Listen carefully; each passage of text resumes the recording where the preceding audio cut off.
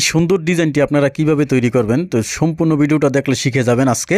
তো দেখেন এটা কিন্তু হাতার মধ্যে, তো আপনারা নিচেও দিতে পারবেন, কামিজের নিচেও ডিজাইনটা করতে পারবেন। হাতার মধ্যে এই লুপগুলা কিভাবে দিয়ে সুন্দরভাবে ডিজাইনটা করবেন, ফুল ভিডিওটা যদি দেখেন আপনারা শিখে যাবেন।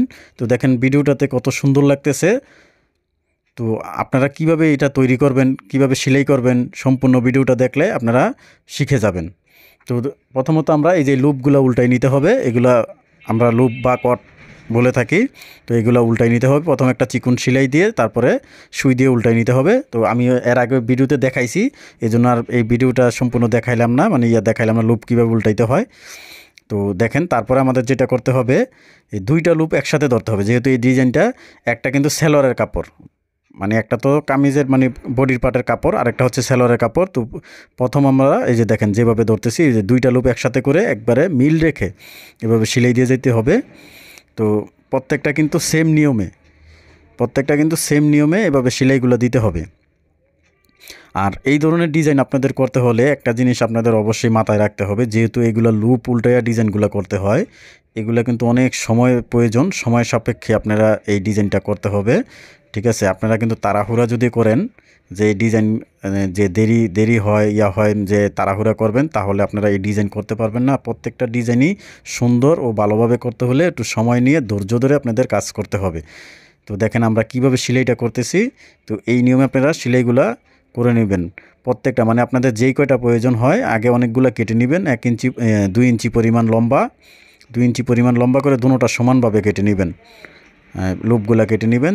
আমরা কিন্তু এই যে দেখেন, আর এদিকেও সমান রাখতে হবে, কোনোটা কিন্তু নিচা হলে হবে না, কোনোটা যে একটু ছোট একটু বড় এরকম হলে হবে না।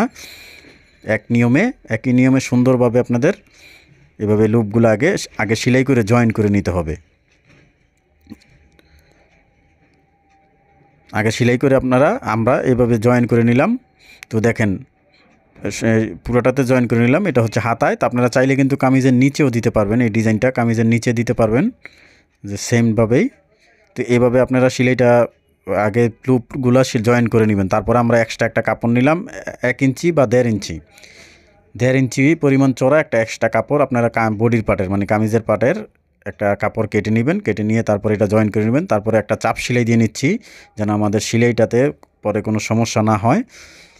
তো একটা চাপ সেলাই দিয়ে নিলাম। তারপরে আমাদের যেটা করতে হবে, দেখেন এদিকেও একটা চাপ সেলাই দিয়ে নিলাম। এদিকে চাপ সেলাই দিলে হবে কি, বডির পার্টটা কুঁচকে যাবে না, অথবা আমাদের লুপগুলার দিকে চলে যাবে না, জিনিসটাও দেখতে ফিনিশিং ফুলে থাকবে না, ফিনিশিংটা খুব সুন্দর দেখা যাবে এখানে চাপ সেলাই দেওয়ার কারণে। তো তারপরে আমরা এভাবে এই কাপড়টা তো এই সাইডে তো আমাদের বের হয়ে থাকবে, ঠিক আছে, কারণ এই সাইডেও একটা সেলাই দিতে হবে বাইঙ্গা। তো তারপর আমরা এভাবে বাইঙ্গা সেলাই দিয়ে নিচ্ছি। এই ডিজাইনটা কিন্তু আপনারা হাতায় দিতে পারেন, কামিজের নিচে দিতে পারেন। তো ডিজাইনটা আমি তো আগেই বলছি আপনাদেরকে, যে ডিজাইনটা করতে হলে আপনাদের একটু ধৈর্য সহকারে করতে হবে, অবশ্যই ধৈর্য সহকারে ডিজাইনটা করে থাকবেন। তো দেখেন আমাদের কিন্তু ডিজাইনটা হয়ে গেছে। তো এই নিয়মে যদি আপনারা ডিজাইনটা করে থাকেন, আপনাদের কোনো সমস্যা হবে না। তো আজকের ভিডিওটা এ পর্যন্তই। যারা নতুন আছেন চ্যানেলে সাবস্ক্রাইব করে পাশে থাকবেন।